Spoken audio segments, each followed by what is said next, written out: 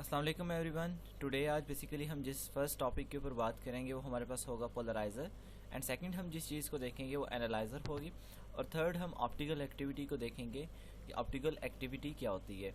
So first of all हम polariser को देख लेते हैं। तो पोलराइज़र बेसिकली हमारे पास वो डिवाइस होती है जो कि अनपोलराइज लाइट को पोलराइज लाइट के अंदर कन्वर्ट करने के लिए इस्तेमाल होती है। जैसा कि हमने जो पोलराइजेशन फिनोमेना था उसके अंदर हमने पढ़ा था कि जो लाइट आ रही होती थी अनपोलराइज लाइट होती थी।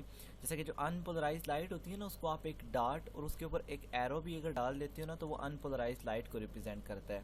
तो इस अनपोलराइज लाइट को जब हम पोलराइजर से पास करते थे, जिसके पास एक स्पेसिफिक पास एक्सिस होता है, ठीक है, जिस बात से वो लाइट जो है वो पास कर सकती है, तो इससे जब लाइट पास करते थे तो वो एक खास प्लेन के अंदर कन्वर्ट हो जाती है, and that light is known as basically plane polarised light कहलाती है, जिसमें इलेक्ट्रिक फील्ड की जो डायरेक्शन होती है वो एक खास प्लेन के अंदर हो जाती है। तो ऐसी लाइट को बेसिकली हम क्या कहते हैं, पोलराइज्ड लाइट कहते हैं, प्लेन पोलराइज्ड लाइट भी कह सकते हैं।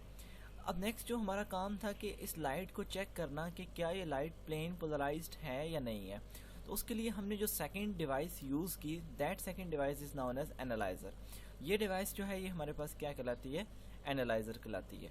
अगर देखें एनालाइज़र और जो पोलराइज़र है उसके पास एक्सिस के दरमियान जो एंगल है उसको आप 0 डिग्री रखते हो, मतलब इसका भी पास एक्सिस ये रखते हो, इसका भी पास एक्सिस ये रखते हो, तो इसका मतलब है कि जितनी लाइट यहाँ से पोलराइज्ड हो रही है उतनी लाइट यहाँ आगे पास कर जाएगी। लेकिन अगर आप क्या करते हो कि इस एनालाइज़र के एंगल को कुछ रोटेट कर देते हो, तो जब कुछ रोटेट कर देते हो तो इसमें से वही लाइट पास करेगी जो इसके बिल्कुल पैरेलल होगी, ठीक है, यानी यहाँ से इसी तरह की लाइट्स पास कर सकेंगी।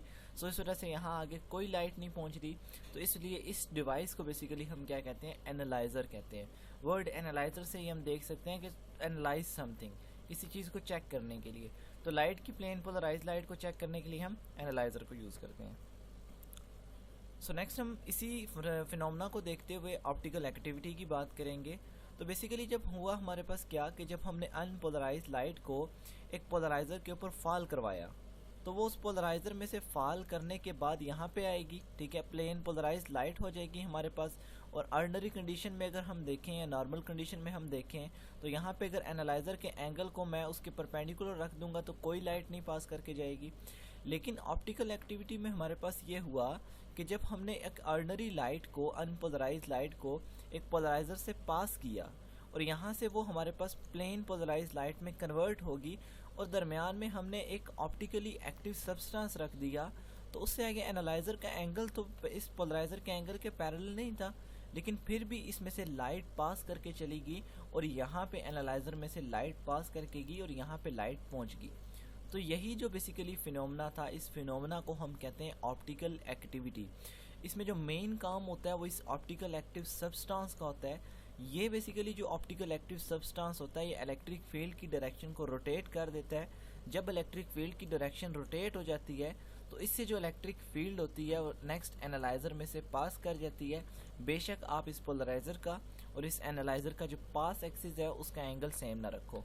तो when a plane polarised light is made to pass through a certain substance, plane of polarization of emergent light is not same as that of incident light। अब बेसिकली ये जो लाइट यहाँ पे आप इंसिडेंट कर रहे हो, ठीक है, ये इंसिडेंट लाइट है, और ये लाइट जो यहाँ से पास करके जा रही है ये इमरजेंट लाइट है।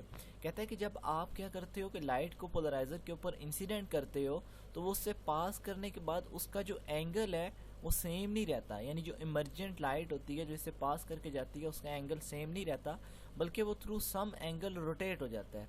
और इसी चीज़ को बेसिकली हम क्या कहते हैं, ऑप्टिकल एक्टिविटी कहते हैं। और वो सब्सटेंस जो कि इस एंगल को रोटेट करवाता है वो बेसिकली हमारे पास क्या कहलाता है, ऑप्टिकल एक्टिव सब्सटेंस कहलाता है।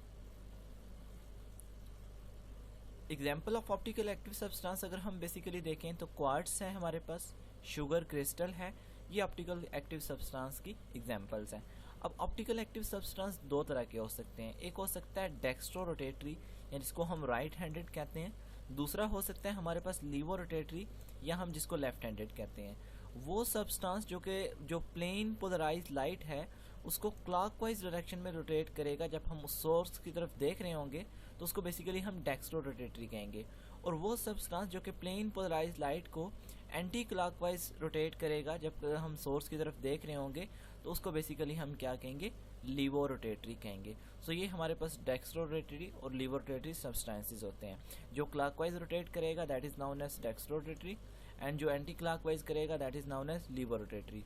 अब बेसिकली यहाँ पे एक चीज़ इंपॉर्टेंट है कि दरमियान में जो हमने ऑप्टिकल एक्टिव सब्सटेंस रखा था, उसकी जो ऑप्टिकल रोटेशन होगी वो किस किस चीज़ पे डिपेंड करेगी, वो डिपेंड करेगी थिकनेस ऑफ द क्रिस्टल पे, डेंसिटी ऑफ द क्रिस्टल पे, वेवलेंथ ऑफ इंसिडेंट लाइट पे, and temperature of the solution पे।